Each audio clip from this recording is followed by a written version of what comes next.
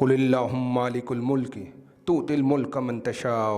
وتنزع الملک ممن تشاء وتعز من تشاء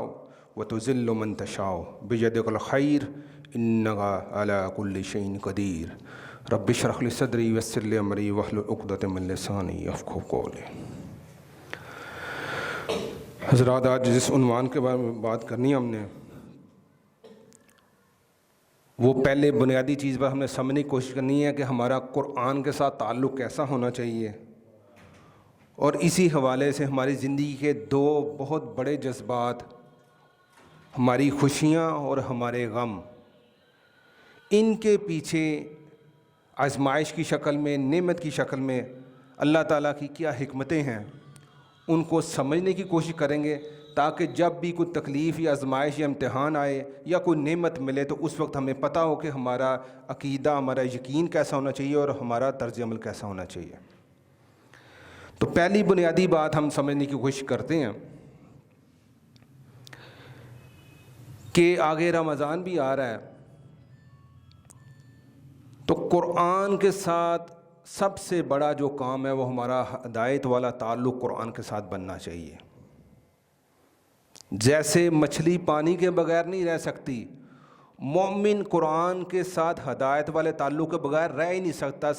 اسے سمجھے بغیر رہ ہی نہیں سکتا۔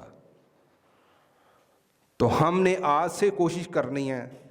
کہ ہم نے قرآن کے ساتھ ہدایت والا تعلق بنانا ہے کہ جب بھی کھولنا ہے، چاہے ایک آیت پڑھیں، ایک رکوع پڑھیں، دو رکوع پڑھیں، اسے سمجھے بغیر نہیں پڑھیں۔ اور وہ بزرگ یا وہ لوگ جو کہتے ہیں اب ہماری عمر گزر چکی ہے، ہم اس کو نہیں سمجھ سکتے یا ہم پڑھے لکھے نہیں ہیں، تو دوسرا حال یہ ہے کہ سن تو سکتے ہیں۔ آج دو چیزیں ہیں، سب سے بہترین ہے کہ اسے خود پڑھیں اور سمجھنے کی کوشش کریں۔ اگر آپ کی نظر کمزور ہے، آپ ان پڑھ ہیں، آپ سمجھ نہیں سکتے، آپ اس کو اس طرح حق ادا کر سکتے، تو کم سے کم موبائل پر آڈیو کی شکل میں سن تو سکتے ہیں۔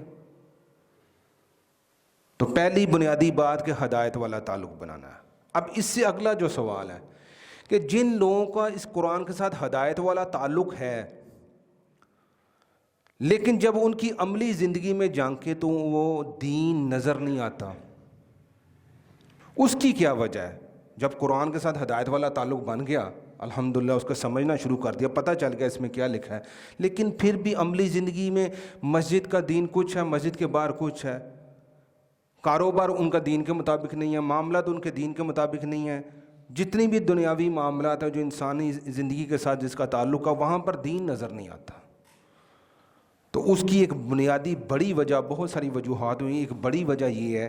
کہ جس طرح قرآن کو سمجھنا تھا اس طرح آج قرآن سمجھا نہیں جا رہا۔ کیا وجہ سمجھ آئی کہ کیوں نہیں نظر آ رہا؟ اس وجہ سے کہ جس طرح قرآن کو سمجھنا تھا اس طرح قرآن کو سمجھا نہیں جا رہا۔ اس کی ایک قرآن کی میں مثال دے کے بات کو انشاءاللہ آگے بڑھاتے ہیں۔ سورۃ القاف آج جمعہ ہے، اس میں سورۃ القاف پڑھنے کے فضائل تو بھائیوں کو پتہ ہی ہوں گے۔ اس میں ایک 3 واقعات آئے ہیں،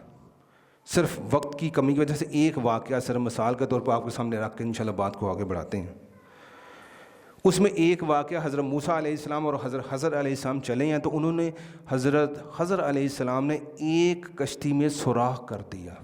جس کشتی میں بیٹھے ہیں اسی کشتی میں سوراخ کر دیا۔ تو حضرت موسیٰ علیہ السلام نے بڑے تعجب سے سوال پوچھا، جس کشتی میں ہم بیٹھے ہیں کوئی اور لوگ بھی بیٹھے ہیں، آپ نے سوراخ کر دیا؟ یار اپنی زبان میں یار یہ بڑی زیادتی کی ہے، یار بڑا عجیب کام کیا ہے۔ تو آگے جا کے انہوں نے جواب یہ دیا ہے کہ اس لیے یہ سوراخ کیا ہے کہ اگر اس کشتی میں سوراخ نہ کرتا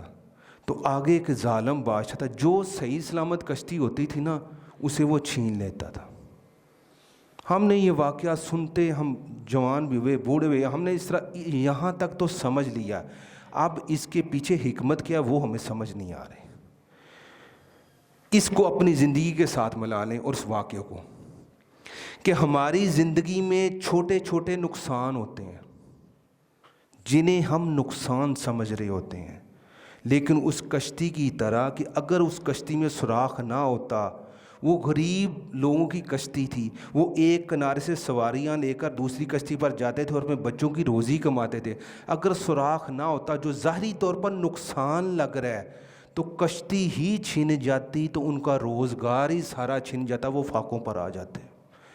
بعد میں وہ کشتی مرمت کر کے دوبارہ اپنا کاروبار چلا لیں گے۔ ہماری زندگی میں اس طرح چھوٹے چھوٹے جنہیں ہم نقصان سمجھ رہے ہیں، وہ نقصان نہیں ہوتے، ہمیں کسی بڑے نقصان سے بچا رہے ہوتے ہیں۔ جب بھی کوئی مشکل، کوئی مصیبت، آزمائش آئے تو اس کشتی کو سمجھ لیجیے گا کہ سوراخ ہوا ہے، ڈینٹ پڑ گیا ہے، مجھے نقصان لگ رہا ہے، لیکن اس ظالم بادشاہ کی طرح کہ آگے کوئی بہت بڑا نقصان تھا، یہیں پر اللہ نے روک دیا تاکہ بڑے نقصان سے بچ جوں، تو مجھے شکر ادا کرنا چاہیے۔ اگر قرآن کو اس طرح ہم سمجھنا شروع کر دیں تو ہر آیت، ہر لفظ، ہر جگہ ہماری ذات کے ساتھ اس کا تعلق ہوگا اور ہمارے اندر وہ تبدیلی آنی شروع ہو جائے گی۔